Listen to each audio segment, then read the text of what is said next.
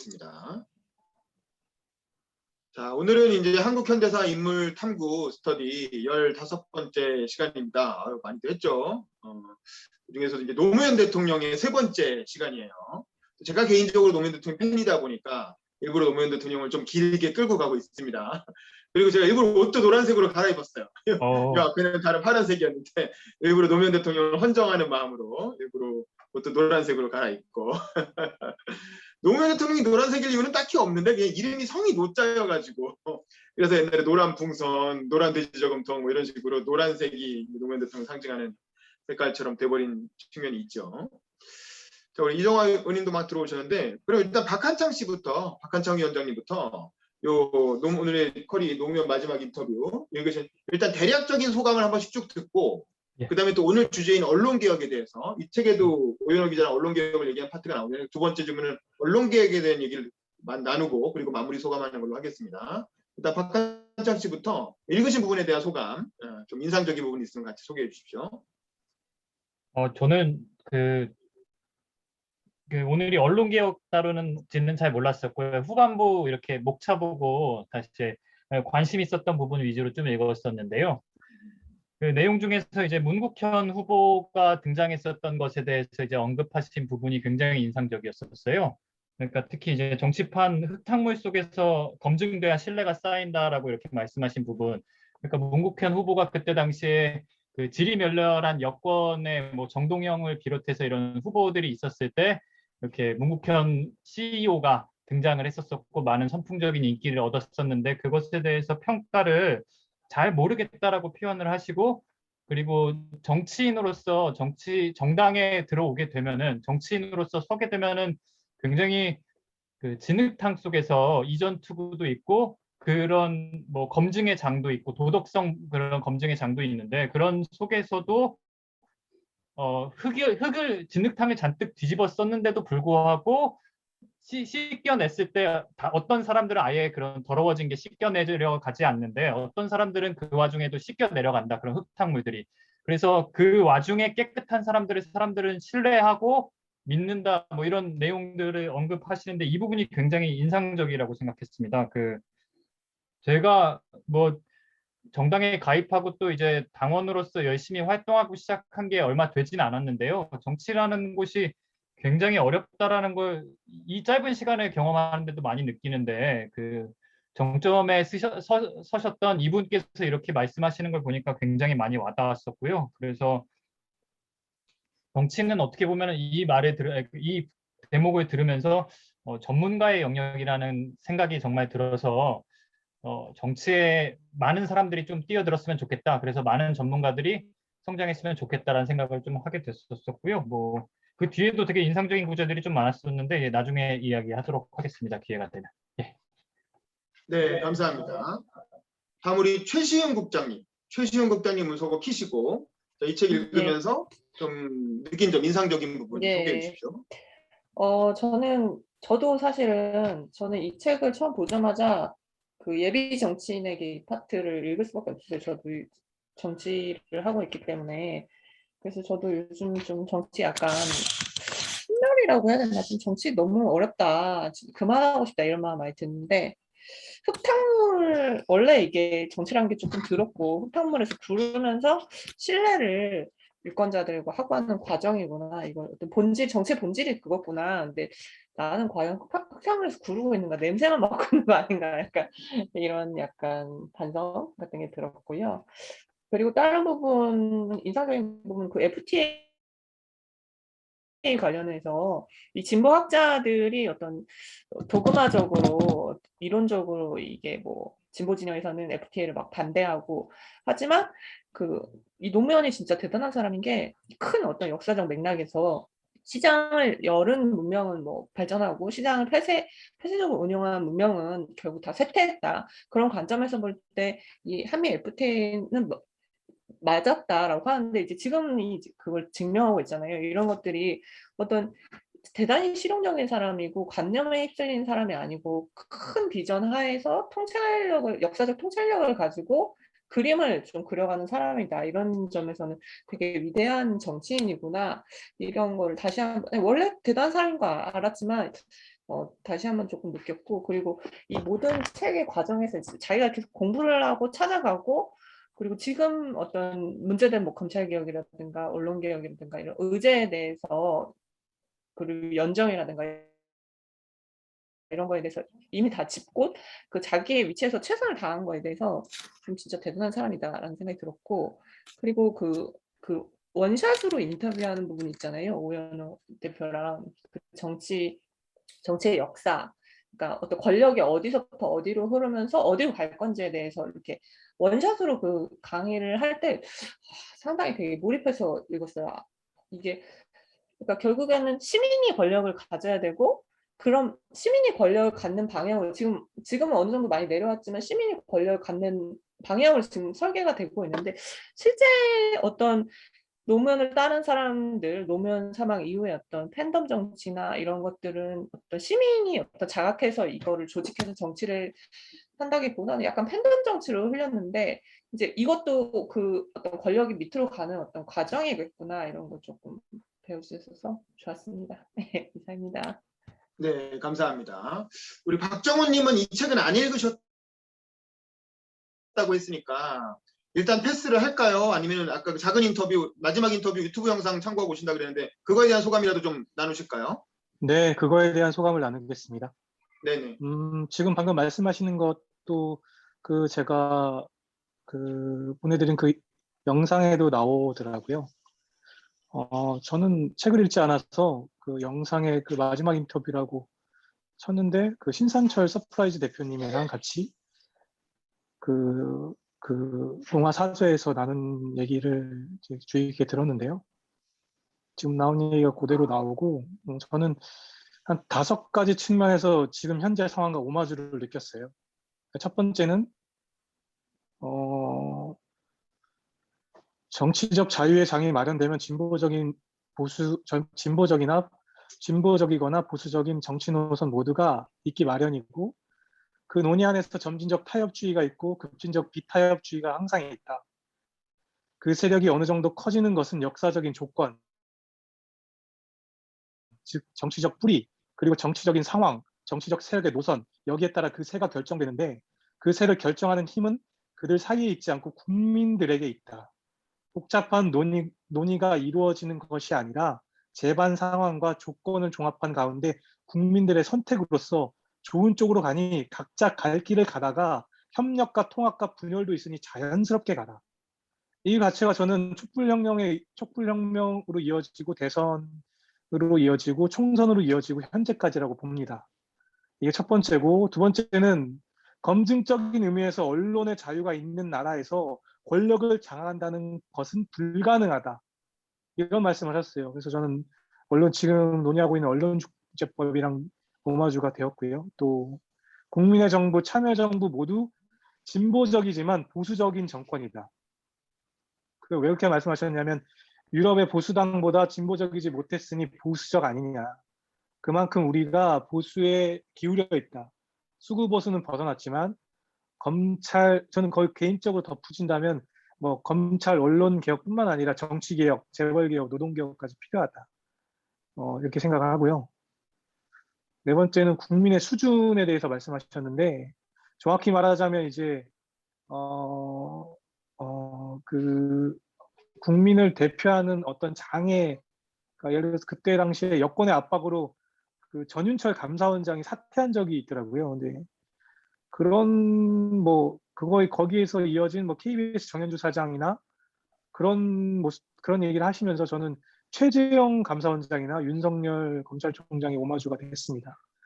그리고 마지막으로 사고의 프레임을 잡아야만 민주주의를 수행할 수 있는 실행적 역량을 가져나갈 수 있다. 사고의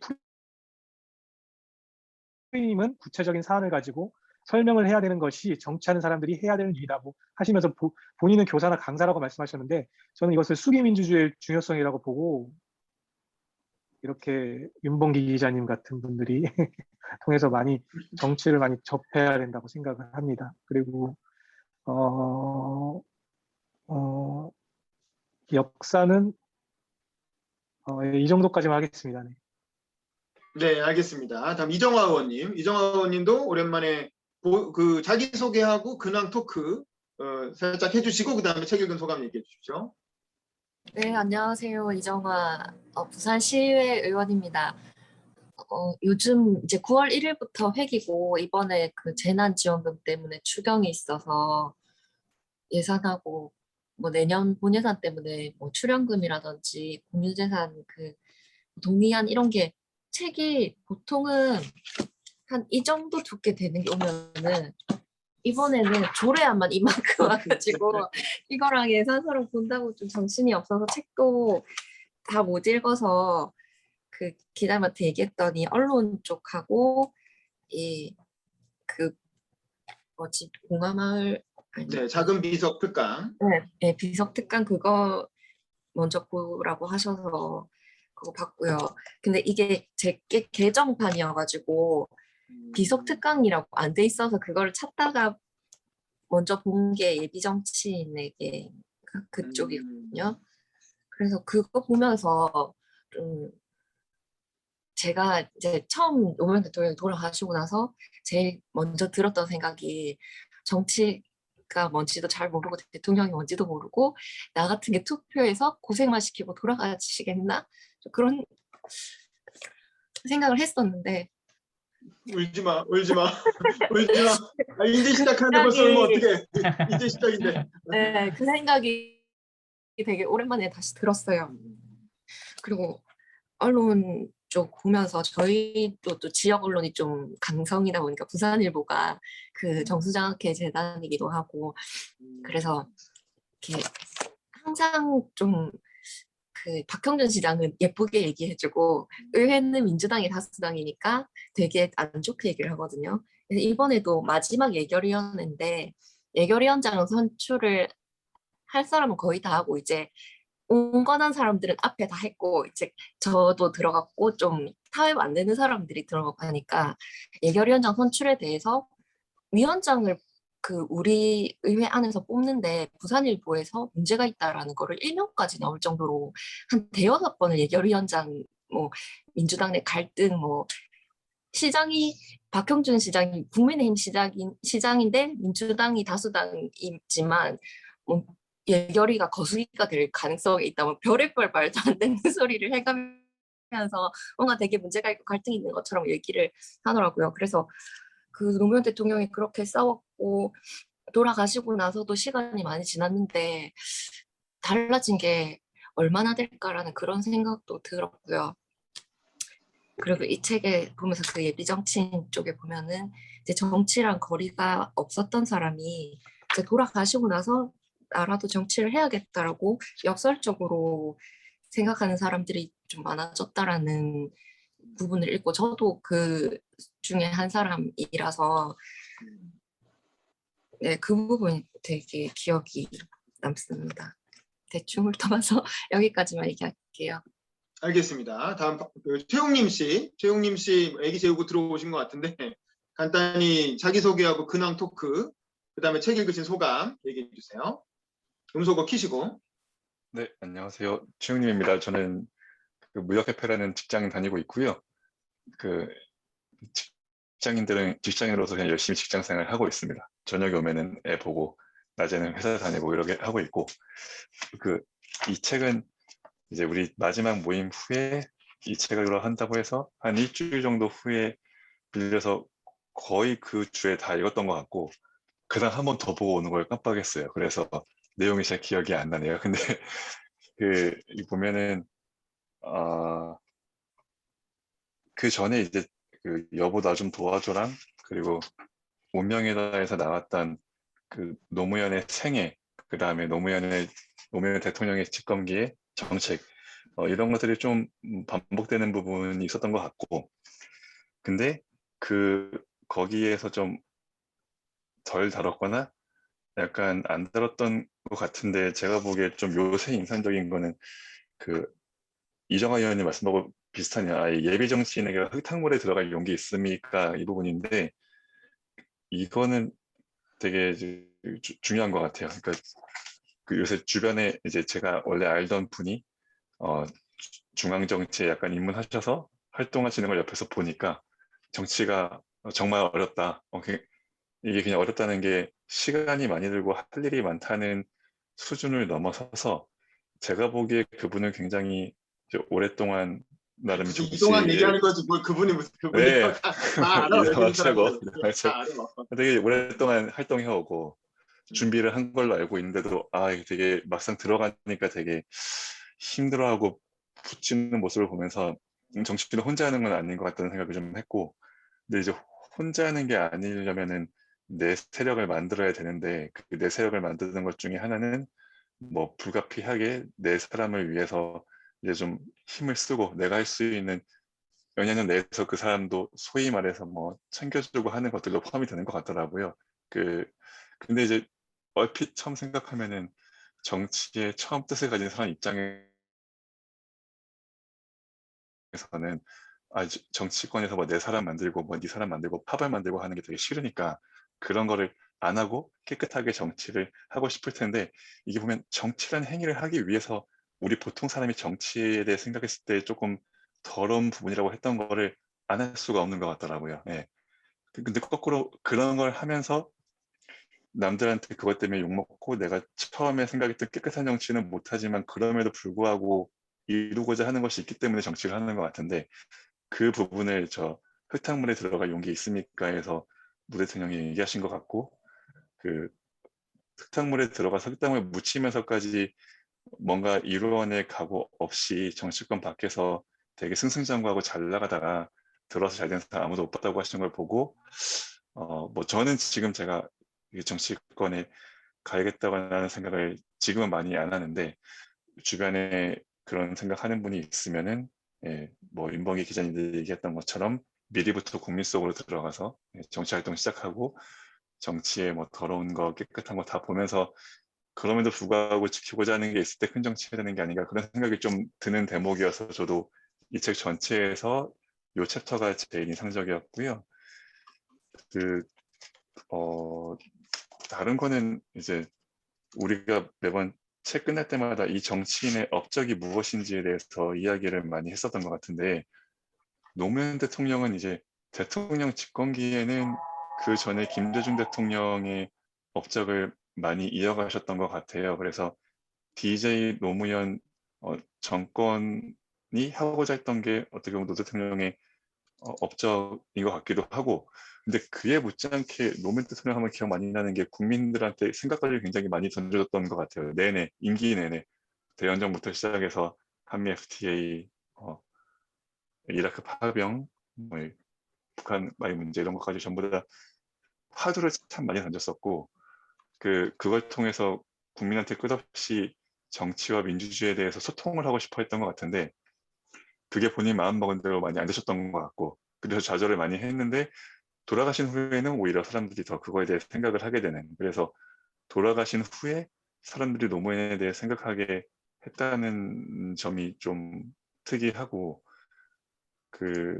이 대목에서 이제 언론에 대한 얘기를 조금 하자면, 본인께서는 소통을 되게 많이 하려 했지만, 그리고 본인이 대통령으로서 많은 업적을 이루려고 노력한 것이 언론 때문에 많이 막혀서 어려웠고, 그래서 언론 지원 모습에 굉장히 기울어져 있고, 따라서 본인이 언론과의 전쟁을 통해서 이거를 뭔가 좀 깨 부숴놔야 되는 게 본인의 시대의 본인의 과업이라고 생각하셨던 것 같은데, 그 과업의 달성은 모르겠어요. 노 대통령이 언론과 싸워서 이겨서 달성됐다기보다 20년이 흐르면서 언론 자체의 그 속성은 변한 게 없는데, 언론을 둘러싼 지형이, 그러니까 뭐 구글이나 페이스북 같은 온라인 플랫폼들이 막 생겨나면서 얘네가 온라인 시장에서 광고를 막 다 먹으니까 그 수입원이 언론사 입장에서는 많이 줄어들면서 언론사가 마지못해 변화를 하게 된 것 같고, 언론사도 많아졌고, 그래서 그냥 20년 전과 지금을 비교하면은 여전히 현재도 조선, 동아 등 노 대통령이 보수라 생각했던 것은 여전히 보수지만 그 영향력이 과연 예전과 비슷한가? 라는 거에 대해서 조금 모르겠고, 저는 오히려 좀 줄어든 게 아닌가 싶은 생각이 들고, 중앙 같은 경우는 그때는 지금도 여전히 보수긴 하지만 예전에 조선 동아와는 좀 궤를 달리는 쪽으로 바뀌어간 것 같아요. 그래서 노 대통령 좀 정리하면 노 대통령 시절에는 언론 때문에 고생을 많이 하셨고 언론 개혁이 중요한 과제라고 느껴졌던 것 같은데, 지금은 좀 아닌 것 같고, 그 다음에 그 당시에도 노 대통령이 언론을 다루실 때 좀 다른 방식으로 접근하셨다면은 더 효과적이었을까 이런 생각도 좀 들고, 저는 항상 그때나 지금이나 이 언론과의 정치인의 관계가 노 대통령 방식으로만 또는 뭐 보수 언론과 결탁하는 방식으로만 되어야 하나라는 궁금증은 좀 있습니다. 네, 그 정도. 언론개혁 얘기는 좀 이따가 언론중재법하고 묶어서 다시 한번 좀 본격적으로 나눠보겠습니다. 저도 이 책 읽은 소감을 좀 말씀드리면 사실 이 앞부분에 이 인터뷰라고 하는 형식 자체가 사실 저는 그렇게 좋은 형식은 아니라고 생각해요. 왜냐면 기자가 물어볼 땐 되게 현안에 대해서 물어보거든요.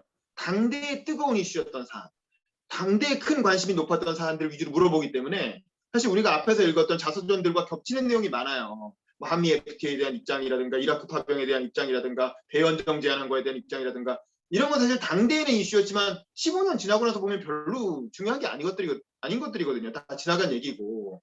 근데 이제 저는 그럼에도 불구하고 이 책에서 의미가 있는 부분은 저는 마지막 부분에 있는 그 작은 비석 특강이라고 이제 제목을 붙였다가 아마 개정판에서는 그게 약간 너무 심파적이어서 그런지 그걸 뺐던데, 작은 비석 특강이랑 워딩은 뺐는데 내용은 이제 그대로 살렸죠. 저는 이렇게 쭉 보다가 마지막에 그 부분에서 굉장히 이렇게 깊은 인상을 받았고, 이거는 이 양반이 혼자 이렇게 책에 써놓을 게 아니라 저는 그냥 녹취 파일을 유튜브에 올렸으면 좋겠어요. 1시간 정도 된다고 하는데. 그러니까 오연호 대표와 그 노무현 대통령은 좀 특수 관계죠. 일반적인 언론인과의 관계가 아니에요. 약간 정치적 동지 관계고, 오연호 대표가 사실 오마이뉴스라는 걸 만들었기 때문에 사실 국민 경선에서 굉장히 큰 흥행을, 그 국민 경선을 또 일반 언론들은 그렇게 풀로 보도를 못 하잖아요. 지면의 제약이라든가 이런 게 있으니까. 근데 오마이뉴스는 지면의 제약이 없으니까, 저도 그때 기억하지만 그 경선에서 한 연설을 풀로 인터넷 생중계를 한 건 오마이뉴스밖에 없었어요. 공중파도 그렇게까지는 안 했어요. 결과만 그냥 보도했지. 근데 오마이뉴스는 인터넷 방송이니까 모든 후보들의 연설을 다 생중계를 풀로 하고, 그리고 풀 워딩을 다 적어서 인터넷에 기사로 올리고, 그런 식으로 해가지고 사실 국민 경선이 흥행하는 과정에서 굉장히 큰 기여를 했고, 노무현이라고 하는 정적 상품을 적극적으로 발굴해서 이슈화한 게 오마이뉴스예요. 그리고 노풍이 일어남과 동시에 오마이뉴스도 같이 구독자 수가 엄청나게 늘어나면서 일종의 정치적 공생 관계였다. 오마이뉴스와 노무현은. 그런 역사적 맥락이 있고, 그렇기 때문에 이렇게 자주 불러서 사실은 이제 오마이뉴스 오연호 기자와 단독 대담을 여러 번 한 거죠. 이건 사실은 일종의 편애를 한 거죠. 노무현 대통령 입장에서는 신생 매체인 오마이뉴스를 굉장히 편애해서 배려를 많이 해준 거고, 그러다 보니까 이제 임기 말에 1시간 동안 1대1로 특강을 했다는 거 아닙니까? 청와대 뒷마당에 올라가서. 그래서 이제 이 양반 인터뷰하러 갔다가 그냥 한 명의 수강생이 돼가지고 노무현이 하는 정치학 강의를 네 이러면서 이제 간단한 취임새만 넣으면서 1시간 동안 쭉 들었다는 거예요. 그 듣고 나서 야, 이걸 그냥 영상을 찍었고 그대로 국민들한테 틀어줬으면 좋겠다고 그런 말을 했다는 거 아닙니까? 그래놓고 이걸 보도를 안 하고 그냥 묵혀놓고 있다가 노무현 대통령 돌아가시니까 그때 가서 책에 써가지고 이렇게 낸 거야. 아니 그때 그냥 바로 보도를 했어야지. 그때 바로 영상 녹음해가지고 인터넷에 올리든가 아니면 자기가 풀로 이렇게 쳐서 올리든가 그랬어야지. 저는 이거 좀 책 팔아먹으려고 아껴놨다가 나중에 노무현 대통령에 대한 이미지가 돌아가시고 나서 이게 인기가 올라가니까 그때 이제 책에 킬러 컨텐츠로 넣은 게 아닌가라는 생각이 들어서 저는 사실 좀 얄밉다는 생각도 좀 같은 언론인으로서 좀 그런 생각이 좀 들었는데, 어쨌든 저는 그 특강의 내용은 굉장히 저는 좋은 내용이고, 이게 일반적으로 대통령까지 된 정치인들이 이런 얘기를 한 경우가 별로 없거든요. 이렇게 역사나 정치 전반에 대한 종합적인 어떤 이론을 가지고 이렇게 강의를 한 분이 없기 때문에, 김대중 대통령도 사실 이렇게 큰 역사적 맥락에서 얘기하지는 않거든요. 그냥 자기 당대 현안들에 대해서 얘기하는 거고 본인이 한 정치에 대해서 주로 얘기를 많이 했지, 이렇게 큰 역사적 맥락에서 민주주의나 진보의 가치에 대해서 고민하고 사색하고 그걸 말과 글로 남겨놓은 사람이 별로 없어요. 근데 그런 면에서 노무현 대통령이 되게 특별한 정치인이었다 이런 생각이 들고, 자기가 한 경험을 계속 보편적으로 이론화하려고 노력을 한 거야. 그리고 역사적 맥락 속에서 자기가 어떤 위치에 있는가를 끊임없이 고민한 그런 정치인이었다. 이건 참 이렇게 평소에 공부하는 자세가 항상 몸에 익어 있었고, 그리고 역사를 항상 고려하는, 역사 공부를 엄청 많이 한 사람이잖아요. 역사책도 많이 읽고 역사 덕후라고 할 정도로. 그래서 사실 저는 역사라는 건 정치인의 필수 교양 과목이라고 생각을 하는데, 그러다 보니까 그런 맥락을 보게 되는 거지. 이 보면 이게 일종의 제가 보기엔 민주주의론이거든요. 노무현의 민주주의론이면서 일종의 시민 주권론이라고 할 수 있을 것 같아요. 그래서 민주주의가 발전하는 과정 혹은 진보의 역사를 권리가 확대되어가는 과정으로 보는 거지. 초기에는 왕이나 뭐 사제나 이렇게 소수의 권력자들만 권력을 가지고 있다가 그 의사결정 권한이 조금씩 늘어나는 거지. 뭐 부르주아 혁명을 통해서 처음에는 이제 공화정을 귀족으로 늘어났다가 그다음에 부르주아지로 늘어났다가 뭐 이렇게 그냥 노동자 계급으로까지 늘어나는 그런 권리의 확대 과정을 일반적으로 역사의 과정 혹은 민주주의의 과정이라고 전제를 하고 그 맥락에서 이제 본인은 어느 정도의 위치에 와 있는가 이런 고민을 하는 거죠. 그래서 이제 본인이 구시대의 막내 혹은 새시대의 맏형 뭐 이런 워딩을 쓴 것도 본인이 생각할 때 자기가 와 있는 역사적 지점이 구시대의 마지막인가 아니면 새로운 시대의 시작인가 이거를 항상 고민을 하셨던 것 같아요. 처음에 그래서 새로운 시대의 시작을 하고 싶었는데 실제로 대통령에서 정치해보니까 그런 상황이 아닌 거죠. 여전히 구시대의 여러 가지 남은 유죄들이 자기 발목을 잡고 있다는 걸 알고 구시대의 막내가 될 수밖에 없다고 생각을 했고 하지만 저는 대통령이 임기 말에 오히려 굉장히 의욕적으로 추진했던 건 결국 대통령 5년을 해보니까 이게 세상을 바꾸는 힘은 대통령으로부터 나오는 게 아니라 시민들의 생각이 바뀌어야 된다는 거죠. 왜냐하면 권리가 계속 시민들한테 넓어지는 과정이고 저는 이 권력이 국가에서 시장으로 넘어갔다라고 하는 표현도 일반적으로 좌파에서는 노무현 대통령이 그냥 시장에 굴복한 거 아니냐 재벌들의 힘에 그냥 굴복한 체념적 표현이 아니냐 이렇게들 이해를 하는데 그게 아니라 여기서 말하는 시장은 넓은 의미의 기업뿐만 아니라 일반 시민들까지 다 포함되는 민간 영역을 말하는 것이었고 그래서 이제 단순히 국가 권력, 정치 권력이 이 민간 영역으로 사실은 이제 넘어가고 있고 그런 큰 역사적 흐름 속에서 이제 그런 맥락을 그런 말을 했던 거죠. 그래서 결국에는 시민 권력이 진짜 권력이다.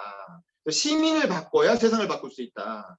그전에는 뭐 이런 국회를 다수를 장악한다든가 청와대를 바꾼다든가 이게 이제 본인의 그 정치인의 역할이라고 생각했다면 마지막에 정치하지 마라라고 이제 편지 쓴 것도 그 맥락인 거고 대통령 굳이 하려고 하지 마라 이렇게 얘기한 것도 대통령을 해보니까 세상을 바꿀 수가 없는 거야. 세상을 바꾸는 건 시민이 바뀌고 나면 마지막에 대통령이 그거를 이렇게 정리하는 거지 대통령이 돼서 세상을 바꾸려고 하니까 너무 힘들었던 거죠. 그래서 결국 이분은 퇴임을 즐겁게 기다렸던 이유는 정권은 결국에는 이명박한테 내줬지만 그래도 본인은 의욕적으로 퇴임을 기대하고 기다렸던 이유는 자기도 시민 권력 속으로 들어간다고 생각하는 거죠. 정치 권력의 임기를 끝내고 시민 권력으로 들어가서 시민 주권 운동을 펼칠 수 있다고 생각을 한 거예요. 그래서 봉화마을에 내려가서 이런 어떤 뭐 마을 가꾸기 사업부터 시작해서 일종의 지금 박원순 시장 때 많이 얘기했던 마을 만들기 활동가가 된 거지 본인 스스로가 시골로 내려가서 그럼으로써 이제 시민 권력을 만들어가는 과정, 시민들과 소통하고 시민들 속으로 들어가서 시민 권력을 만들어가는 과정이 그게 진짜 세상을 바꾸는 길이라고 생각했고, 그러니까 노무현 대통령은 마지막 순간까지도 세상을 바꾸기 위한 가장 바람직한, 가장 좋은 방법이 무언가를 고민을 했던 거죠. 그래서 자기 생각할 때 시민 속으로 들어가서 시민을 바꾸는 게 진짜 세상을 바꾸는 거다. 라고 생각했기 때문에 끊임없이 이제 그런 활동을 벌였던 거고, 나중에 검찰 수사가 이제 죄어 오니까 그런 활동을 할 수 없게 됐잖아요. 뭐 문 밖으로만 나가면 막 사진 찍고 막 이러니까. 그리고 그 시민들 만나서 이렇게 떳떳하게 얘기도 할 수 없고. 그러니까 결국에는 학자들이랑 참모들 모아서 그럼 우리 책이나 내자. 그 민주주의 공부해가지고 미래의 어떤 정치하려는 사람들한테 참고가 될 만한 내 경험을 정리해서 책이라도 한권 내자. 이렇게 얘기했는데 나중에 이제 건강이 안 좋아져가지고 스트레스 받고 이러니까 밖에 나다니지도 못하니까요. 허리가 아파서 이제 앉아서 글을 쓸 수가 없게 된 거지. 책을 읽으려고 해도 눈에 잘 들어오지도 않고. 그러니까 이제 결국에는 아무것도 할 수 있는 게 없고 이 사회에 더 이상 기여할 것도 없고 살아봐야 짐밖에 될 게 없고 오히려 나를 따르는 참모들한테 굉장히 큰 피해만 끼치게 생겼으니까 결국엔 이제 그 돌아가시는 이제 결단을 하게 되신 건데 어쨌든 이제 큰 맥락에서 보면 이 작은 비석 특강이라고 이름 지은 이 마지막 1시간 정도 청와대 뒷마당에서 했던 이 1인 대상 특강이 사실은 노무현 대통령의 마지막 정치 철학을 되게 응축한 1시간짜리 특강이었고 제가 요즘 이 강의 준비하느라고 같이 읽고 있는 책이 진보의 미래라는 책이거든요. 뭐 다 아시겠지만 이게 노무현 대통령이 마지막에 스터디 하시면서 하신 말씀들 녹취한 거를 책으로 낸 거잖아요. 이것도 완성된 건 아니고 책을 쓰기 위한 어떤 스터디 과정인데 여기서 이 책에서 하는 얘기를 1시간으로 딱 압축하면 이 노무현 마지막 인터뷰에 그 작은 비석 특강이 되는 거예요. 그래서 저는 이거랑 같이 읽어보면 되게 참고가 될 것 같다는 생각이 들었고 그래서 사실은 마지막에 그 작은 비석에 쓰여 있는 민주주의 최후의 보루는 깨어있는 시민들의 조직된 힘입니다. 라고 하는 문구가 사실은 이 자금이석 특강의 핵심 메시지인데, 근데 여기서 이제 우리가 주의해야 될 거는 여기서 깨어있는이라는 표현이 있고 조직된이라는 표현이 있잖아요.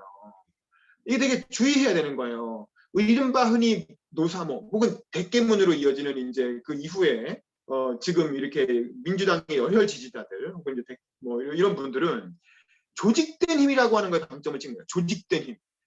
노무현 대통령이 돌아가시고 서거한 거에 대한 어떤 분노, 슬픔, 상실감이 너무 크다 보니까 노무현을 지키지 못한 한을 문재인을 지킴으로써 풀려고 하고 현 정부에 대한 어떤 맹목적 지지, 그게 이제 대가리가 깨져도 문재인이라는 그런 살벌한 표현으로 나오게 된 거잖아요. 사실 근데 노무현 대통령이 얘기한 건 그런 게 아닌 거예요. 그게 아니라 깨어있는의 방점이에요. 깨어있는. 시민들이 공부를 해야 된다. 시민들이 책을 읽고 공부를 하고 비판적인 의식을 가지고 하나하나에 대해서 비교 평가를 해서 그때그때 가장 합리적인 대안을 찾아 나가야 된다는 거지. 그 누구를 그냥 뭐 대가리가 깨져도 지지한다 이게 아니라 잘못하는 건 잘못했다고 얘기하고 잘하는 건 잘한다고 지지하고 그런 비판적인 의식을 가지는 깨어있는 시민이 돼야 된다. 그리고 그 깨어있는 시민이 조직되었을 때 그게 민주주의의 최후의 보루다. 이 얘기를 한 거거든요. 근데 이제 대통령이 돌아가신 거에 대한 상실감 때문에 그리고 살아계셨을 때 그분의 어떤 지지를 알아주지 못했다는 거에 대한 죄책감 때문에 그냥 조직된 힘으로만 그래서 그 대통령의 분신과 같은 친구였던 문재인을 지켜야 된다는 거에만 너무 집중하다 보니까 그러니까 이제 이게 잘못된 판단들이 막 나오는 거죠. 그래서 그게 사실은 문재인 정부를 오히려 이렇게 오도한 측면도 좀 있었다고 보고 그래서 사실은 끊임없이 비판적인 인식을 가지고 깨어있는 시민이 되기 위해 노력하는 게 사실은 노무현 대통령의 마지막 유훈이다. 그게 비석에 담긴 뜻이다. 저는 그렇게 이해하는 게 우리 다음 세대 후손들의 그리고 또 정치를 꿈꾸는 뭐 예비 정치인들이 이제 생각해야 될 부분이 아닌가 싶고 그거를 놓치고 그냥 조직되어서 우리가 스크럼 짜가지고 무조건 현 정부 이 정부 지켜내자 이렇게만 가는 건 아마 노무현 대통령도 그렇게 썩 좋아하지 않으실 것 같다라고 저 혼자 이제 그렇게 한번 해석을 한번 해봤습니다. 네. 그러니까 제 소감은 이 정도로 하고 그 다음에 이제 요즘 마침 이슈가 언론개혁이고 또 언론중재법 통과 뭐 이 문제니까 요거에 관련해서도 노무현 대통령과 오마이뉴스 그 오연호 기자가 나눈 대화도 이 책에 또 수록이 돼 있잖아요. 노무현 정부가 했던 언론개혁을 어떻게 평가해야 될지와 지금의 언론중재법 어떻게 보는지 그런 거에 대한 얘기로 이제 두 번째 주제로 넘어가겠습니다. 이것도 역시 박한창 씨부터 먼저 얘기를 좀 해주시죠. 예, 그 언론 개혁에 대해서 아까 최웅님 님이 말씀하셨었던 부분에 사실 많이 공감을 하는데요. 저는 그 노무현 대통령님이 약간 되게 온건하신 분인데도 불구하고 조금 안타깝다고 생각하는 부분은 바꿔나가는 방식에 있어서 상대를 조금 악으로 규정하는 부분이 없지 않았나라는 생각을 좀 갖게 합니다.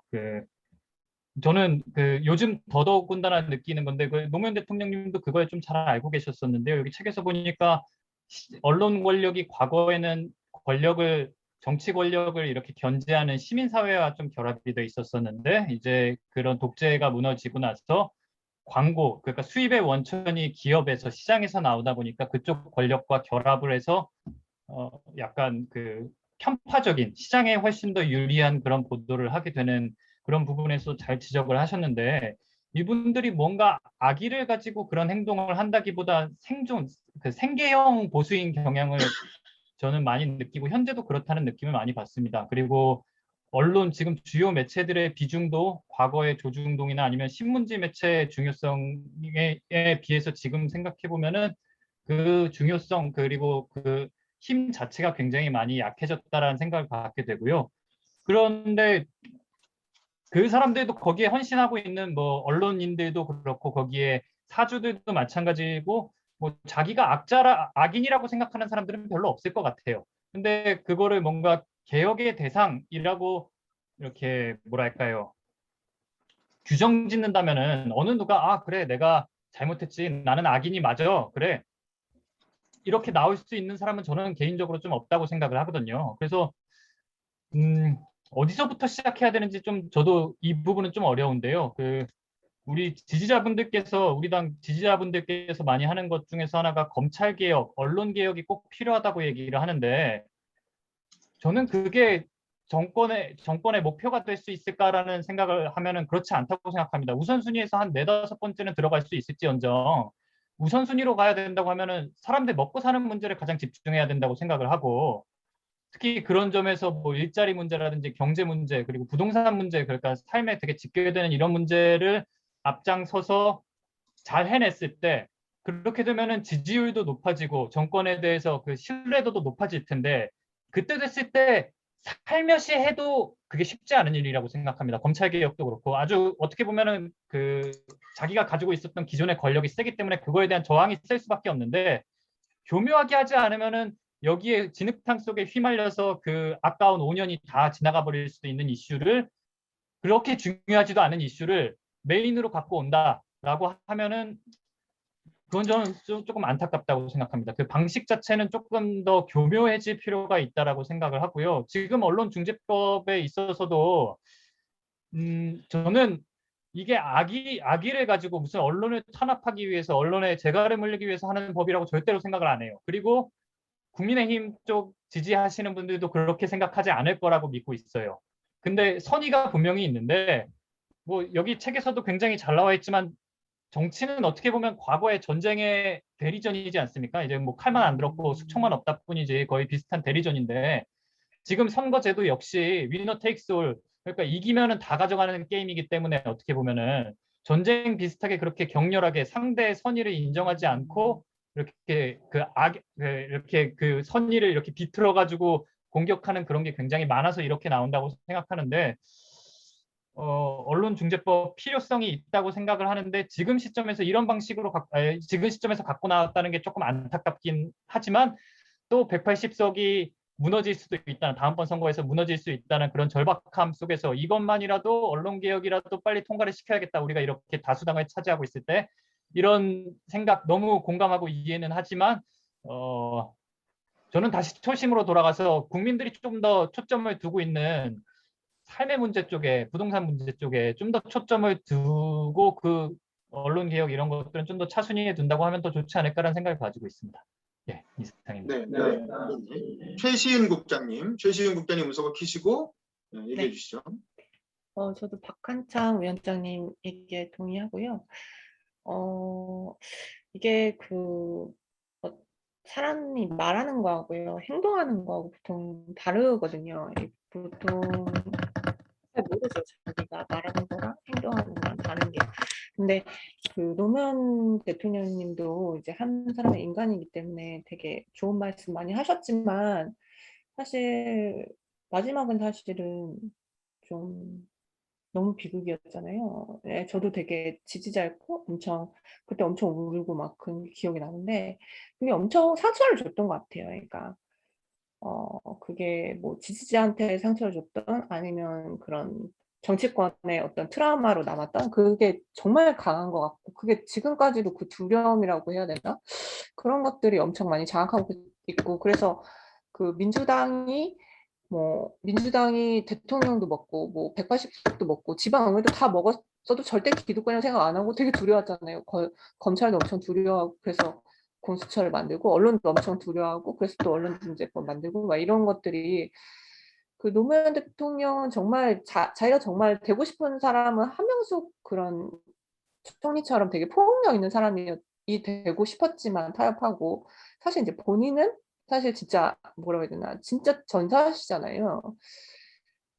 그리고 더 되게 원칙적이고, 그렇기 때문에 그 구시대의 막내가 되셨던 것 같아요. 그래서 솔직히 말하면 이해는 해요. 민주당이 그 언론 개혁을 왜 해야 되고, 뭐 조국 사건 때 진짜 어마어마했잖아요. 그게 이해는 하는데, 이게 언론 자유의 관점에서 봤을 때 이게 과연 맞는가? 그리고 마치 공수처처럼 지금이야 뭐 자기네들 권력 보호하기 위한 그런 가대 역할을 하겠지만, 만약에 정권 바뀌면 결국에 공수처랑 언론개혁법이 자기네 목을 잴 텐데, 그걸 한 치 앞을 좀 안 보는 것 같고, 이거에 대해서 대단히 좀 두려워하고, 자기네들 기득권에 대해서 인정 안 하고, 이런 걸 보면은 아직도 그런 과거에 사로잡혀 있다, 이런 생각이 들고, 미래에 대한 생각을 하지 않고 되게 권력만 생존을 보장받기 위한 권력, 그러니까 어떻게 우리 어떤 후세대 같이 살아갈 이런 거보다는 너무 이제 자기 보장받기 위한 이런 거에 집중돼 있고 뭐 그런 거에 하나라고 좀 생각하고 전 좀 이해는 해요. 이해는 하지만 나라면 안 그럴 것 같다 이런 생각이 드는 것 같아요. 네, 박정호님도 최근에 언론중재법 논란이나 노무현 정부 때 했던 언론개혁에 대해서 어떻게 생각하시는지 의견 주세요.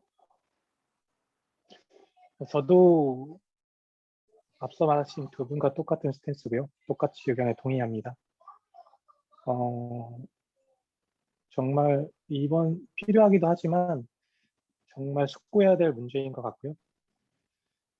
이번 정부에서는 뭐 어떤 문제든지 뭐 정치, 뭐 언론개혁이든 뭐 검찰개혁이든 뭐 너무 급진적인 것 같아요. 5년 단임 기간 내에 너무 이 기간 내에 확 바꾸려고 하는 그런 너무 급진적인 상황이 너무 많아서 조금 더 점진적으로 숙고하고 아마 노무현 대통령께서도 그렇게 하셨을 것 같아요. 제가 아까 말씀드린 대로 그 영상에서 보셨을 때 노무현 대통령이 검증적인 의미에서 언론의 자유가 있는 나라에서 권력을 장악한다는 것은 불가능하다라고 이렇게 말씀하셨거든요. 저는 이 얘기를 듣고 노무현 대통령도 충분히 이해는 갔지만 그냥 상대 측의 마음도 충분히 이해하고 이게 뭐 지금은 뭐 때가 아니라고 그렇게 생각하시는 것 같으니까 아까 박한창님이 말씀하신 것처럼 지금 굳이 이때 이 임기 마지막에 이렇게 하는 것 자체가 조금 이건 좀 아니라고 생각합니다. 네, 이상입니다. 네, 우리 이정화 의원님도 좀 말씀해 주시죠. 네, 저는 그 노무현 대통령 때 했던 언론 개혁이랑 지금이랑 조금 그 SNS가 활성화되고 안 되고를 염두에 두고 판단을 해야 된다고 생각을 하는데 그때 노무현 대통령 때 만약에 SNS가 있었으면은 다른 방식을 썼을 거라고 생각을 해요. 그리고 유튜브 채널 개설하셨을 거예요. 네, 직접 이미 유튜버가 소통하고 됐을 거예요. 언론에 이렇게 나면은 뭐 그날 그 뭐 정정 보도를 직접 하시거나 하셨을 건데 그게 안 되는 현실이고 인생을 아무리 잘해도 그걸 보도를 안 하고 왜곡 보도를 하게 되면은 그걸 기다려 줄 수가 없는 입장이라고 생각을 하거든요. 선출직이라는 거는 임기가 한정되어 있기 때문에 그래서 그 부분에 대해서는 노무현 대통령 때는 되게 안타깝고 이번 언론 개혁에 대해서는 내용을 구체적으로 자세히는 모르지만 그 언론도 어떻게 보면 한 산업이다 보니까 이거를 직접 규제를 하기보다는 시민이 그 좋은 방향으로 갈 수 있게끔 하는 미디어 바우처 정도는 좋다고 생각을 하는데 그 위에 거는 좀 더 이렇게 고민을 하고 더 많은 현실에서 이게 어떻게 영향을 미치는지에 대해서 좀 더 확인을 하고 진행을 해야 될 필요는 있다고 생각을 하고요. 한편으로는 저희는 지역에 지금 북한 재개발이라는 사업이 있는데 이게 국책 사업이어가지고 부산시에 있는 땅에서 하지만 거기는 해수부 땅이고 공사는 항만공사에서 하고 있고 그게 다 지어지면 부산시가 운영을 할 건데 이게 잘 되어 가고 있는데 그 사업 추진단 단장이 뭔가 계약을 잘못하고 좀 문제가 있어가지고 내부적으로 감사 요청이 있어서 감사를 하고 있는데 부산일보 그 사장 출신이 그 지역의 국회의원이에요. 지금 국민의힘 국회의원인데 계속 뭐가 문제가 있고 이 사업이 제대로 안 될 것처럼 국회에서도 얘기를 하고 언론에도 보도를 하고 그거를 여러 번 해서 정말 뭐가 혹시나 문제가 있는 건 아닌가 다들 걱정을 하고 있었고 그 감성 결과가 6월 달에 나오면은 4월, 5월 내도록 그게 문제가 있고 사업이 제대로 추진 안 되면 부산에 나쁜 영향이 있을 거다 이렇게 했는데 감성 결과가 나오니까 실제로 이렇게 뭐 법적으로도 여기가 공기업이니까 법인세라든지 세금을 내야 되는 부분을 축소해서 예산을 실제로 사업비만 편성해서 나중에 돈이 더 투여되게 한다든지 막 그렇게 잘못해놨더라고요. 그래서 그 결과가 나오기 전에는 또 박형규 시장도 정부가 이걸 제대로 못한다, 뭐 정부에 문제가 있는 것처럼 성명서도 발표를 했어요. 그래서 무슨 근거로 그렇게 하나 추진단은 부산시도 들어있는데 내부적으로 소통해서 그런 얘기를 하는 거냐 했더니 그 근거는 147건의 언론 보도가 단 거예요. 거기다가 성명서까지 해서 149건을 언론 보도를 만든 거예요. 그러니까 그런 식으로 정보 전달 역할이나 좀 더 공익적인 성격을 띤 보도라면 문제가 없지만 목적을 가지고 언론을 가지고 뭔가 일을 나쁘게 만들어 가려고 하는 것도 현실에 있기 때문에 좀 그런 걸 개선을 하기 위해서는 개정할 부분이 필요하다고 생각을 하고 있습니다. 그리고 지금 부산시에서 그 지역 언론사에 돈이 얼마나 들어가는지 확인을 하고 있는데 부산시는 그 부산시보를 종이신문으로도 찍어내고 있거든요. 그 인쇄를 윤정기가 있는 곳에서 해야 되니까 부산의 국제신문이랑 부산일보 두 군데밖에 없는데 이걸 공개 입찰이 아니라 매년 한 신문사끼리 이렇게 돌아가면서 수의 계약을 하더라고요. 근데 그 예산이 10억이 넘어요. 그러니까 단순히 신문을 찍어내는 비용이 그렇거든요. 근데 지금 같은 시대에 SNS라든지 온라인 홍보도 충분히 하고 있는데 10억씩 인쇄비만 들여서 할 일인가 싶은데 그걸 못 줄이는 거예요. 잘 보여야 되니까. 혹시나 나쁜 일, 언론, 그 나쁜 기사를 더 많이 낼까봐 그런 현실에 대해서도 좀 감안을 하고 이 사안을 좀 봤으면 좋겠습니다. 네, 이상입니다. 맞아요. 우리 최홍림 씨는 아까 언론 개혁 부분을 좀 얘기를 했는데 최근에 언론중재법 논란에 대해서 좀 코멘트를 하실까요? 보니까 지금 애기 때문에 잠깐 자리 비우신 것 같네요. 그러면은 알겠습니다. 제가 좀 말씀을 드리면 저도 이 노무현 정부 때 했던 언론개혁 조치와 지금의 언론중재법은 좀 나눠서 봐야 되지 않나 이런 생각이 드는데 사실 노무현 정부 때 했던 언론개혁 조치는 별게 없어요. 처음에 4대 개혁 입법에 언론개혁을 넣었을 때는 조중동 3사의 시장 점유율이 75%를 넘지 못하게 규제하는 안을 원래 4대 개혁 입법 중에 하나로 넣었어요. 통과가 당연히 안 됐죠. 시장 경쟁의 결과를 규제한다고 하니까 누가 봐도 이상하잖아요. 그래서 그거는 언론개혁 그 법안이 통과가 안 됐고 그 임기 후반기 그래서 언론개혁을 못했어. 그리고 계속 언론과 갈등을 빚다가 임기 후반기에 기자실 개혁을 한 거예요.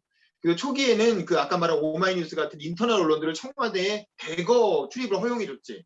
예전에는 그 청와대 출입이라는 게 엄청나게 특권처럼 이렇게 카르텔로 아주 소수 언론사들, 중앙 언론사들한테만 그 허용해줬었는데 노무현 대통령이 집권하면서부터 오마이뉴스, 무슨 프레시안 이런 인터넷 언론들까지 옛날 같으면 듣보잡이라서 출입도 못할 그런 언론사 다 허용해 준 거예요.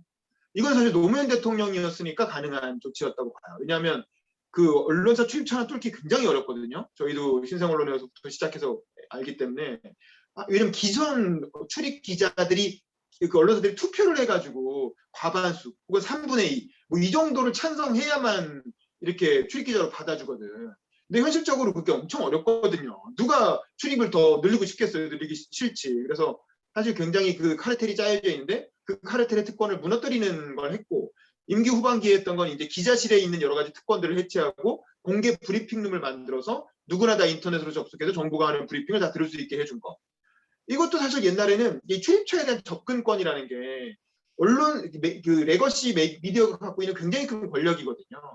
그 맨날 점심 저녁을 출입처 관계자들, 예를 들어 국장, 뭐 주요 부처의 뭐 국장, 실장, 장관, 차관 이런 사람들하고 그냥 점심 먹고 저녁 먹고 이러면서 그 사람들로부터 정책에 대한 얘기를 직접 주고받을 수 있고 거기서 뭔가 약간 딜도 가능하고 그 특종도 하고 단독도 하고 뭐 하여간 그러면서 혹은 출입처에서 나오는 보도자료를 받는다는 이유만으로도 그렇지 않은 나머지 그 독자들하고는 엄청난 이 정보 접근권의 차이가 생기는 거잖아요. 이건 유튜버들이 할 수 없는 거거든요. 출입처에 출입하고 거기서 직접 이렇게 보도자료를 받는다는 건 굉장히 큰 특권인데 그 특권을 많이 해체를 시킨 거죠. 그래서 공개 브리핑, 뭐 e-브리핑 이런 걸 통해서 인터넷에 누구나 접속만 하면 국민이면 누구나 다 그걸 볼 수 있게끔 그런 식으로 정보의 어떤 소통을 굉장히 이렇게 열어준 측면이 있고 그다음에 그 홍사훈 KBS 기자라는 분이 그 SNS에 올린 거 제가 카톡방에도 공유했지만 그때 기자실에 엄청난 특권이 많았어요. 뭐 예를 들면 정말 사소한 뭐 간식이나 김밥이나 뭐 먹을 거 이렇게 갖다 주는 것부터 시작해서 혹은 이제 해외 출장 갈 때 공짜로 가는 거. 정부 돈으로. 정부가 내주는 돈으로 기자들이 그 공짜로 비행기 얻어 타고 거의 해외 출장 한번 가면 1인당 돈 1,000만 원씩 들거든요. 그걸 정부가 다 예산으로 해준 거예요. 뭐 등등 그런 거라든가 그런 기존의 어떤 그 출입 기자들 기자단에게 주어지는 엄청나게 많은 특권들이 있었는데 그걸 노무현 대통령이 혁파를 하면서 기자실 폐쇄해버리고 브리핑룸으로 전환을 한 거죠. 지금 생각하면 너무 당연한 건데 사실은 그때는 그러니까 아까 말했던 노무현 대통령이 그 소수에게 집중돼 있는 특권을 해체하는 게 민주주의라고 생각했고 그게 진보라고 생각했기 때문에 언론이라는 게 그런 특권 집단이었던 거지 일종의. 그래서 그런 특권을 해체하는 걸 청와대부터 나서서 했던 거고 그게 이제 정부 부처에도 그렇게 내려보냈던 거죠. 그러니까 뭐 그래서 저는 그 당시에는 저도 언론사 막 입사했을 때고 우리 언론사 시험 볼 때 그 취재 지원 선진화 방안이라는 게 왜 잘못되는가를 논술로 쓰라고 막 문제 나오고 막 그랬어요. 그래서 저도 막 그런 거 뭐 쓰고 그랬던 기억이 나는데 지금 생각하면 사실은 노무현 정부에서 했던 취재 지원 선진화 방안은 그야말로 선진화 방안이었다. 그 정도는 사실 지금에 비하면 되게 장난스러운 거였고 다만 그 감정을 건드린 그 기자들이 가지고 있는 그런 어떤 그 이렇게 특권 의식이랄까 뭐 이런 걸 건드리는 그런 감정적인 대립의 문제였고 그래서 기분이 나빴던 게 문제였지 사실은 내용적으로는 기자들이 오보를 저지르거나 뭔가 기자들이 월권을 할 때 그런 거에 기자니까 아이씨 권력이니까 하고 이렇게 정치인들이 이렇게 수그리지 말고 당당하게 반론 보도 청구해라. 반론 보도 신청해갖고 목소리 내고 싸워라 당당하게.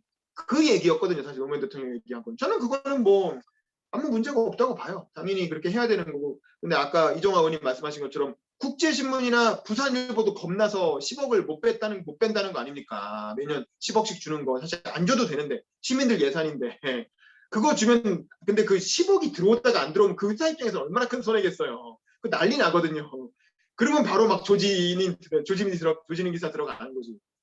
사실 이게 우리나라 언론사들이 사실은 산업으로서는 거의 멸망한 거나 마찬가지거든요. 왜냐면 구체적으로 독자들이 내는 이 구독료로 운영되는 게 아니라 사실상 공공기관이 주는 그 공공 이렇게 그 공익 광고, 그다음에 대기업들이 주는 협찬, 그리고 이미지 광고 뭐 이런 걸로 거의 운영되고 있는 약간 기형적인 산업, 기생적인 산업이 되어버렸기 때문에 사실은 이게 만약에 독자들의 시청료나 구독료로 운영된다면 그야말로 독립적으로 정부 눈치 안 보고 독립적인 언론을 하겠지만 지금 그게 아니잖아요. 이 운영되는 이 재원 자체가 대기업에 의존하고 공공 부분에 의존하기 때문에 정치 권력과 유착되고 대기업과 유착되기가 딱 좋은 그런 상황인 거죠. 그래서 사실은 그 부분을 어떻게 해결할 것인가가 저는 언론개혁의 핵심이고 거기서 결국 사주의 의지가 그 기자들에게 일방적으로 관철되는 이런 어떤 기자들이 어떻게 사주에 노예화돼서 사주의 어떤 편집권의 독립이 잘 지켜지지 못하는 이런 현상이 사실 언론개혁의 본질이고 제가 우리 회사에서 장대원 회장 물러나라고 2달이나 1인 시위를 했던 것도 그런 문제 때문이잖아요. 근데 문제는 그런 걸 건드리지 않고 그냥 결과적으로 이렇게 나오는 것들 이렇게 뭐 이런 걸 건드리려고 하니까 그러면서 이제 이게 언론중재법이라는 게 결국에는 언론이 오보를 했을 때 가짜 뉴스를 퍼뜨렸을 때 그거에 대한 처벌을 늘리는 방향으로 그러니까 언론개혁이 접근이 그렇게 된다는 거죠. 근데 저는 이거는 약간 이게 기레기라고 하는 언론이 잘못돼 있어. 언론이 스스로 그런 부정적인 이미지를 퍼뜨렸고 우리가 세월호 사고 때라든가 노무현 대통령이 서거하실 때나 또 조국 사태 때 언론이 일방적으로 어떤 특정 편을 드는 듯한 이제 그런 그리고 또 되게 무책임한 검증되지 않은 보도를 남발해서 국민들을 혼란에 빠뜨리고 이제 뭐 그런 원죄가 있죠 사실 우리 언론에. 그래서 이제 그런 기레기 프레임이 작동하면서 기레기들 혼 좀 내주자. 이놈들이 오보 가짜뉴스 냈을 때 회사를 망하게 할 정도로 이렇게 징벌적 손해배상을 해야 된다라고 하는 그런 메커니즘이 작동한 거잖아요. 그게 이제 언론중재법으로 현실화된 건데 저도 이번에 그 송영길 대표가 TV 인터뷰하거나 이런 걸 보면 그 문제되는 사항들은 많이 고쳤다는 건 알겠어요. 그건 이해가 돼. 이렇게 해서 많은 논란이 있었고 내부에서 그래도 많이 손을 봤구나. 그래도 최소한 많이 이렇게 수정해서 내놓은 아니라는 건 이해는 하겠는데 그렇다 하더라도 제가 취재를 직접 하는 현장 기자였던 사람의 입장에서 보면 이게 알 거예요. 이게 기획기사나 단독기사, 탐사보도를 쓴다는 건 굉장히 리스키한 행동이에요. 기자 입장에서도. 왜냐면 월급은 어차피 똑같이 받고 출입처에서 나오는 보도자료 대충 오락가이 해가지고 하루 기사 막 나. 아니면 이 일주일 한 달 걸려갖고 힘들게 보도를 하나. 어차피 월급 똑같거든요. 그럼 웬만하면 기획기사 보도, 탐사보도 안 하는 게 이익이에요. 일반 기자 입장에서도. 그냥 맨날 우라카이 기사나 쓰고 맨날 보도자료 나오는 거 그냥 적당히 베껴갖고 남들이랑 비슷하게 쓰고 그냥 퇴근하면 어차피 월급은 똑같아. 근데 사실은 굉장히 리스크를 안고 내가 그래도 기자니까 그러면 안 되지. 나만의 우리만의 기사를 써봐야지. 그래갖고 무리를 해서 사실 기획기사를 쓰는 거란 말이에요. 근데 그 기획기사라는 건 당연히 오보의 리스크가 있어요. 의도하지 않고라도 그런 오보를 낼 수가 있고. 그런데 물론 입증 책임을 그 기관의 그쪽에 넘긴다 하더라도 뭐 그렇게 만들었다 하더라도 그게 예를 들면 지금 같은 경우는 언론중재위라고 하는 일종의 방어막이 있고 많이 그 기자의 오보를 보호를 해줘요. 제가 개인적으로 여러 번 얘기했지만 제가 관악구의회 의장이 그 항상 직원들 데리고 회식을 할 때 부의장 집에서 하는 이렇게 고깃집, 부의장 와이프가 하는 소고기집에 가서 맨날 그 회식을 한다라고 하는 걸 제보를 받아서 단독 기사를 썼거든요. 근데 이제 그게 관악구회가 발칵 뒤집혀가지고 저한테 민사, 형사, 언론중재위까지 다 건 거예요. 그래갖고 우리 회사도 완전 난리가 나서 이거 뭐 민형사, 그러니까 이게 회사가 쫄아가지고 기사도 금방 내려주고 민형사 소송을 나한테 개인적으로 건다고 하니까 저도 뭐 난리가 난 거죠. 그것 때문에 뭐 벌금을 내가 개인적으로 물어야 될 수도 있고 자칫하면 감옥 갈 수도 있고 뭐 이렇다고 하니까 제가 한 달 동안 그걸로 엄청 시달렸어요. 그리고 나중에는 그 관악구 의장 가가지고 죄송합니다 하고 사과하고 그 고깃집 하시는 부의장님도 와가지고 옆에서 어떻게 그런 기사를 쓸 수가 있냐 죄송합니다 이렇게 그러니까 엄청 힘들고 스트레스를 받고 결국에는 정정보도 해주고 이제 그 민형사 소송 취하하는 걸로 그나마 언론중재위가 그 막아줘가지고 그렇게 결국 해결이 되긴 했는데 제가 그 한 달 동안 엄청나게 시달리면서 아씨 내가 이 기사 괜히 써가지고 이게 뭐야 도대체 이거 이 기사 안 썼어도 아무도 나한테 뭐라고 안 했을 텐데 이게 취재 보도라는 게 그렇거든요. 기자 개인이 기자는 사실 알고 보면 굉장히 나약한 존재야. 근데 회사가 막아주기 때문에 그렇게 거하게 맞서서 이런 보도를 할 수 있는 거예요. 근데 만약에 이게 기자 개인에게 이렇게 민형사 소송이 들어오고 그게 회사가 망할 정도로 징벌적 손해배상을 한다고 하면 회사 입장에서 어떻게 하겠어요? 웬만하면 탐사보도 하지 마. 웬만하면 기획기사 쓰지 마. 그런 거 썼다가 너야 그거 거기서 오범 네가 책임질 거야? 너 이거 회사가 5억 물어내야 되면 네가 책임질 거야? 너 이러면 회사 잘려. 이렇게 나오면 기자들 입장에서는 기획보도 안 합니다. 탐사보도 안 해요. 회사가 엄청나게 하라고 장려를 해도 할까 말까 한데 이렇게 되면 이게 기획보도나 탐사보도가 위축될 수밖에 없어요. 이거는 사실은 좀 이게 이 취재 현장에 있지 않은 사람은 이해하기 어려운데 사실은 이건 정치권이 좀 고려를 할 필요가 있다고 봐요. 현업에 있는 사람. 그래서 지금 진보 보수할 것 없이 모든 언론은 다 반대하잖아요. 그래서 언론노조, 기자협회 평소엔 다 진보적인 노선을 가는 단체들인데도 이 사안에 대해서는 다 같이 뭉쳐서 반대하는 이유가 실제로 기획보도, 탐사보도가 굉장히 위축될 우려가 있다는 거야. 이게.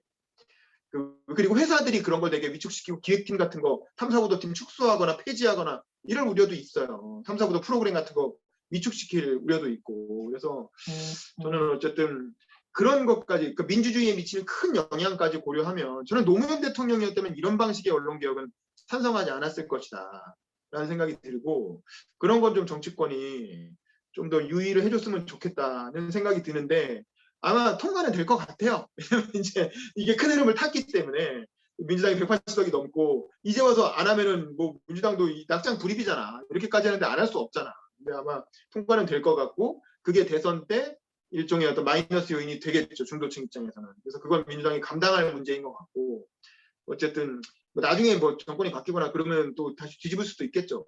근데 일단은 한번 해놓고 그 다음에 어떻게 언론이 바뀌나 이걸 한번 우리가 정문이 다 같이 이렇게 실험하면서 지켜보는 그런 과정을 아마 거치게 되지 않을까 뭐 그런 생각이 듭니다. 네, 뭐 요 사안에 대해서는 이 정도고 우리 최홍님 씨 어떻게 말씀 가능하신가요? 아까 잠깐 들어왔다가 다시 또 음소거 끄셨는데 네, 말씀 가능하시면 조금 얘기 더 네. 해주시죠. 임봉기 기자님이 좋은 말씀 다 주셨기 때문에 동감하고요.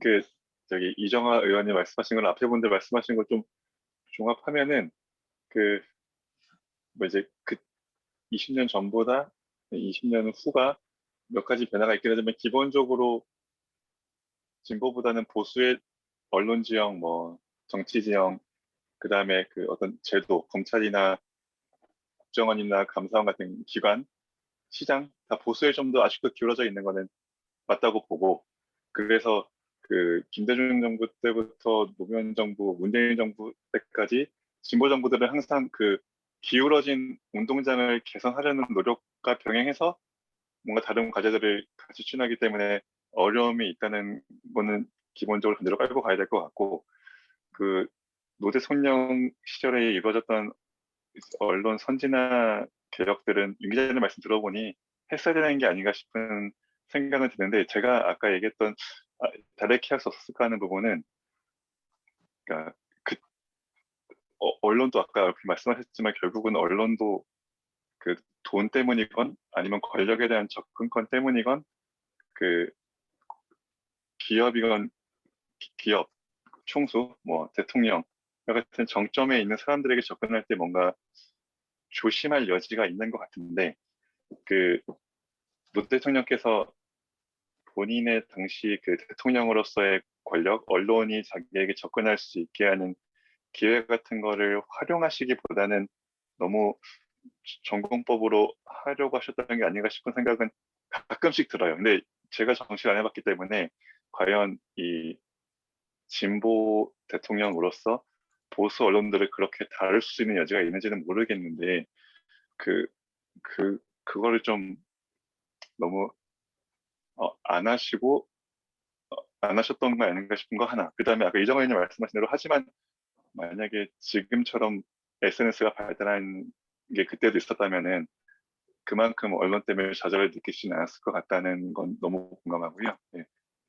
지금 언론중재법은 뭐 통과된다니까 어떻게 될지 모르겠는데, 미국이 좀 비슷한 법이 있다고 아마 여당에서 생각하고 진행한 것 같은데, 미국은 어떤가 하면은 그 언론이 고의로 또는 이런 큰 오보가 날 수 있다는 걸 무시하고 그 오보나 악의적인 기사를 냈을 때 뭐 징벌적 배상을 하는 제도가 있는 건 맞는데, 그게 실제 법원에서 언론에게 불리하게 판결이 나는 경우가 거의 없대요. 왜냐하면은 연방 대법원에서 이 사안에 대해서는 항상 언론의 자유를 들어오는 쪽으로 판결을 내렸기 때문에 거의 100% 언론이 승리를 해왔다는 거예요. 예외적으로 정말 언론이 악의적으로 써가지고 징벌적 손해배상이 되는 경우가 한 번은 있다고 하는데, 그래서 미국은 법의 내용으로 다를 수가 있지만 그 법을 집행하는 그 사법계가 언론의 자유를 최우선시하는 관행이 있기 때문에 같은 법이라도 적용은 좀 다르게 되는 것 같고,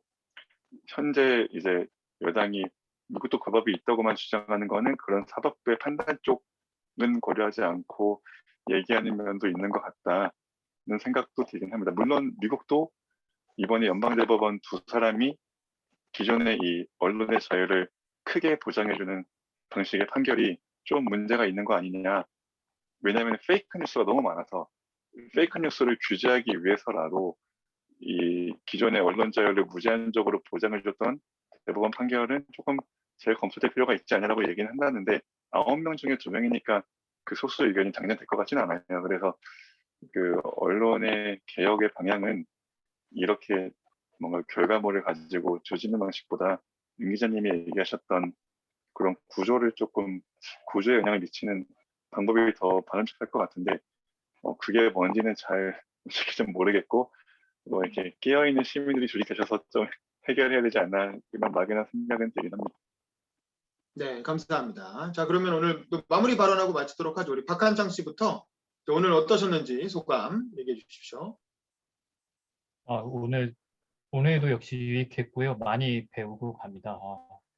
노무현 대통령님 공부를 하게 되면 더더군다나 좀 그런 것 같아요. 생각할 거리가 되게 많은 것 같고, 지금 현재도 시사하는 바가 너무 많은 것 같아서요. 근데 참 그 생각은 합니다. 그 노무현 대통령님이 그 구시대 그 막내라고 표현을 하셨는데, 그 구시대가 아직 안 끝난 것 같다는 생각을 늘 많이 하게 됩니다.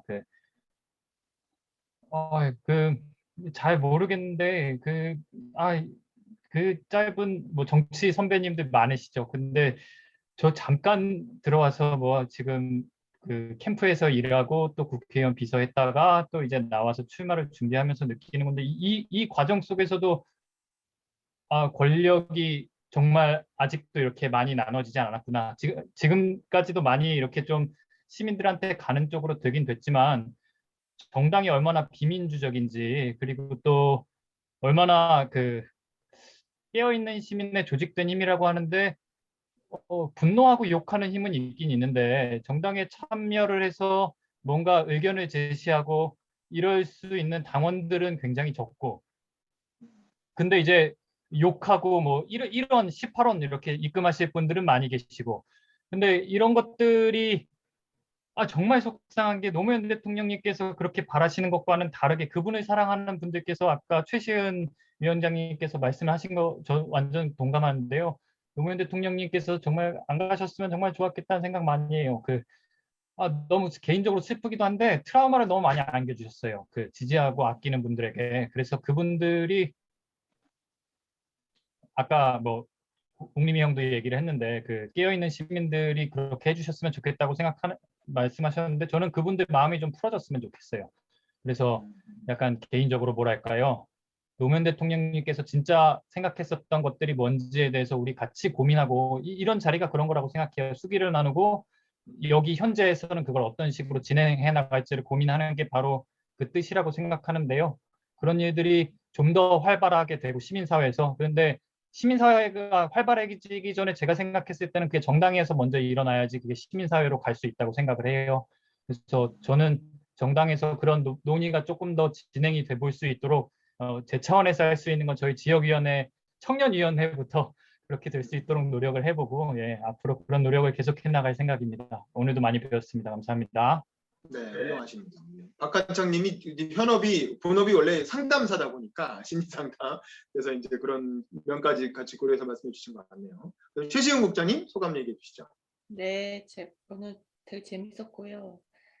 박한창 위원장님 얘기도 되게 인상적이었고, 또 이정화 의원님 그런 부산의 생생한 사례를 들을 수 있어가지고 저는 좀 좋았습니다. 저는 사실 실제 현실 정치랑은 조금 이렇게 관망하고 원외 정당이다 보니까 그런 걸 잘 몰라가지고 저는 조금 요즘에는 정치하기 싫어가지고 좀 이런 모임도 가기도 싫고 중앙 정치 뉴스 재미가 없고 막 이랬는데 좀 위로받았던 것 같아요. 왜냐면 이 노무현 대통령 책 3권을 이제 좀 연달아서 읽으면서 한 30년이죠. 한국 정치 한 30년 정도를 이렇게 왔다 갔다 이렇게 보면서 그래 되게 느리지만은 변한다. 그리고 누군가는 그리고 끊임없이 이게 안 될 거 알지만 노무현 대통령처럼 이렇게 흙탕물에서 막 구르면서 이걸 해내가는 사람이 있구나 이런 거를 좀 배워가지고 조금 위로를 받았고, 그리고 또 어떤 저희 당의 방향도 좀 중앙 정치 너무 어려우니까 대안 세력으로서 사실 우리가 국회에서 한석 얻는 게 너무 이제 거의 불가능하고 이걸 되게 많이 좌절을 했는데, 그래서 이제 구의원 중심으로 가자. 그래서 지금 구의원은 그래도 나가면 한 10% 이상을 받으니까 그래서 구의원 중심으로 했는데 이거를 읽으면서 어떤 역사적 방향을 볼 때 우리가 이렇게 지역으로 내려가고 지역 정치에 힘쓰는 게 방향성으로 맞고, 그리고 사실 저는 솔직히 감히 이제 민주당 분들도 많지만 제가 오히려 이제 미래당 같은 대안 세력 이런 정당, 건강한 정당을 만드는 젊은 친구들이 있는 이런 대안 세력이 사실은 깨어있는 시민에 가깝다고 저는 오히려 노무현 정신은 여기에 있다 이런 생각이 좀 그렇게 들어가지고 좀 연기를 많이 받았습니다. 네, 이상입니다. 알겠습니다. 네. 그다음 박정호님도 오늘 소감 말씀해 주시죠. 네, 저도 오늘 너무나도 유익한 시간이었고 노무현 대통령님을 추억할 수 있는 정말 좋은 시간이었던 것 같습니다. 정말 진짜 그분 같은 국민 모두가 공감할 수 있고 사랑하는 그런 지도자가 꼭 나왔으면 좋겠고요. 아까 박한창님 말씀하셨던 것처럼 우리가 시민 조직이 먼저 이루어지는 것에 앞서서 그 시민 조직을 위해서 이제 정당 개혁이 필요하다고 저도 생각하는데, 아까 노무현 대통령 제가 소개해드렸던 그 영상의 말처럼 그 사고의 프레임을 잡아줄 수 있는 그런 정당이 국민들을 이제 사고의 프레임을 잡아줄 수 있게 민주주의를 수행할 수 있게 실행적 역량을 가져나갈 수 있게 그렇게 앞서 나갔으면 좋겠는 바람이고요. 노무현 대통령이 너무 보고 싶습니다. 네. 그래서 네, 제가 감사합니다. 배경사진을 바꿨습니다. 그러네요. 반갑습니다. 선생님. 우리 이정화 의원님도 소감 말씀해 주시죠. 네, 저는 노무현 대통령이 이렇게 정치인으로서는 이상형이거든요. 이런 정치인이 있었으면 좋겠다라고 생각을 했는데 그런 사람이 나타난 거예요, 제 입장에서는. 근데 이제 그렇게 정치를 하신 분이 없어져 버렸으니까 누가 이렇게 해줬으면 좋겠다라고 바라기보다는 이런 사람이 있었으면 좋겠으면은 그러면 내가 할 수 있는 선에서는 내가 그걸 하자라고 생각을 하고 지금 의정 활동을 하고 있거든요.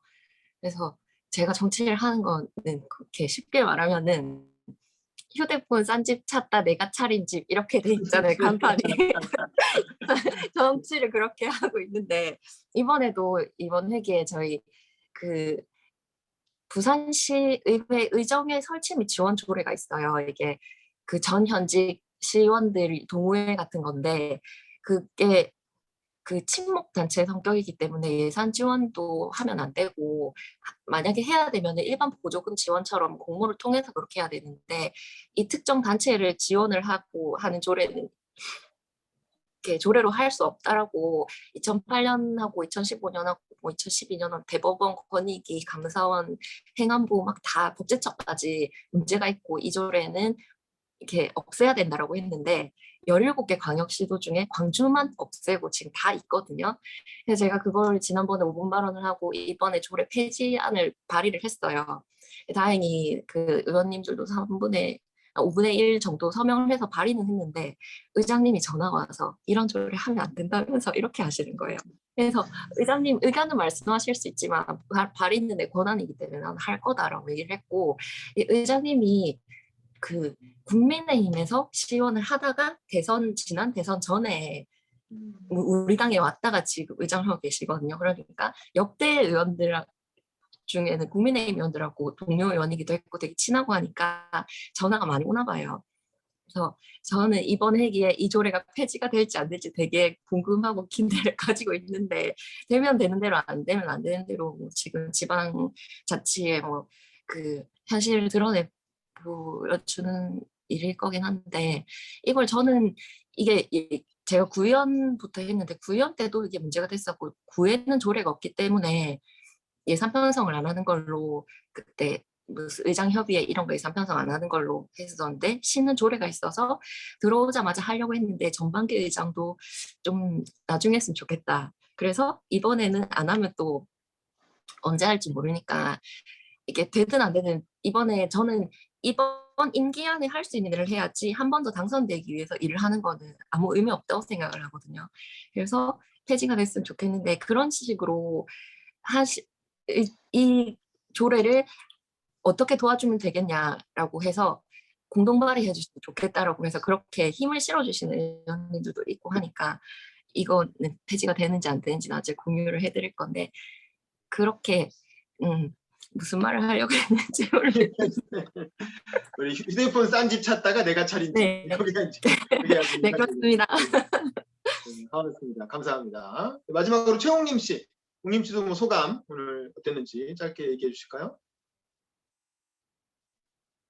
또 애기 때문에 약간 말씀하기 어려우신 것 같네요. 가능하시네요. 소감 얘기해 주시죠. 네. 제가 최근에 이제 동생이 생일 선물로 뭐 사줄 거라고 해서 오바마 대통령 회고록 써달라고 해서 동생이 주문한 게 오늘 딱 왔는데 이렇게 종이책으로? 왔는데 네. 원래 제가 오바마 대통령 되게 좋아하거든요. 참고로 동생이 그 읽어볼 유명한 뮤지컬 배우 최재림입니다. 형님 동생이 네, 뮤지컬 별로 안 배우 유명한 거 최재림 씨. 같으니까 얘기하지 마시고 네. 어쨌든 받았는데 이거 받고 나니까 노 대통령 살아계셨으면 이런 책 정말 많이 쓰셨을 텐데 정치학 교과서, 민주주의 교과서 그게 좀 아쉽고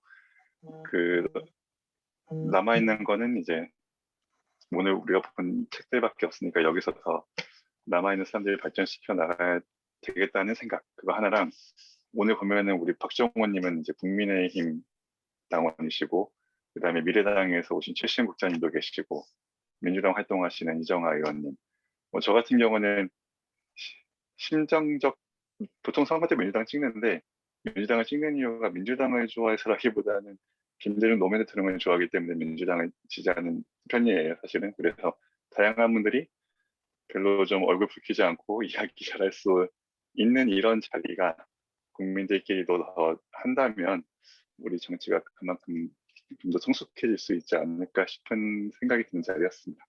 네, 맞습니다. 네, 감사합니다. 네, 저도 정리 발언을 하자면 그 노무현 대통령 강의를 또 제가 준비하고 있잖아요. 그래서 관련해서 책을 좀 보고 있는데 우리 마지막 인터뷰뿐만 아니라 이 노무현의 따뜻한 경제학이라는 책도 있는데 이거 좀 이따 자세히 설명드리고 또 아까 말한 진보의 미래 그다음에 이 노무현의 시작이라고 하는 책은 노무현 재단에서 낸 책인데 노무현 대통령이 변호사 시절에 주로 이제 민주화운동 하던 얘기, 인권 변호하던 얘기 뭐 이런 얘기여서 되게 구술인데 되게 재밌습니다. 그다음에 이제 이게 우리 김병준 교수 노무현 정부 정책실장이 있던 김병준 교수님이 쓰신 책 이것도 되게 노무현 대통령의 성장 전략 이거에 대해서 좀 많이 들여다볼 수 있는데 이것도 제가 헌책방에서 우연히 발견했는데 되게 신기한 책이에요. 안녕 나의 노무현이라고 만화책이에요. 만화책.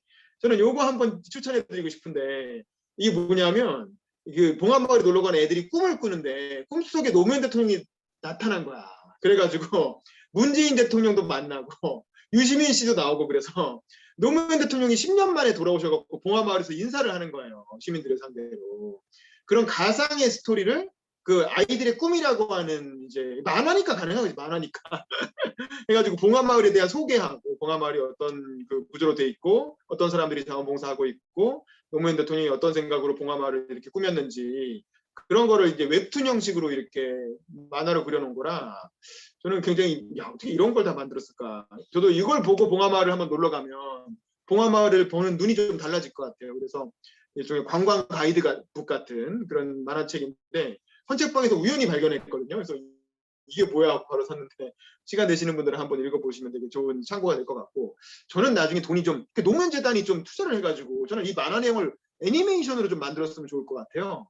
그래서 이제 실존인물 살아계신 분들은 직접 성우로 참여하고 노무현 대통령님은 돌아가셨으니까 그 옛날에 배칠수 씨인가요? 그분이 대통령님 성대모사 많이 했잖아요. 그래서 그런 분이 성대모사를 해가지고 좀 그 캐릭터로 좀 참여를 하고 해서 애니메이션으로 만들면 나중에 좀 장기적으로 많이 보고 좀 이렇게 수익도 좀 나지 않을까 뭐 그런 생각이 좀 들어서 어쨌든 노무현 재단이 이런 거나 좀 투자해 갖고 한 10억 정도 투자해서 만들어주면 좋겠다 뭐 개인적으로 그런 생각도 했고 그래서 우리가 노무현 대통령에 대한 책을 3번 3주 석 달간 했기 때문에 여기서 그냥 끝내고 이명박 대통령으로 넘어가도 되긴 되는데 왠지 이명박으로 넘어가기가 싫다 그거 하고 아니 하긴 할 겁니다. 이명박 대통령 하긴 할 건데 그것도 있고 또 우리가 안다는 부분이 있어요. 왜냐하면 우리가 그 자서전하고 이번 책까지 다루면서 노무현 대통령 여러 가지 면모를 다 다뤘는데 노무현 대통령의 경제 정책에 대해서는 사실 그 잘 안 다뤄졌거든요. 내용적으로 좀 어렵기도 하고.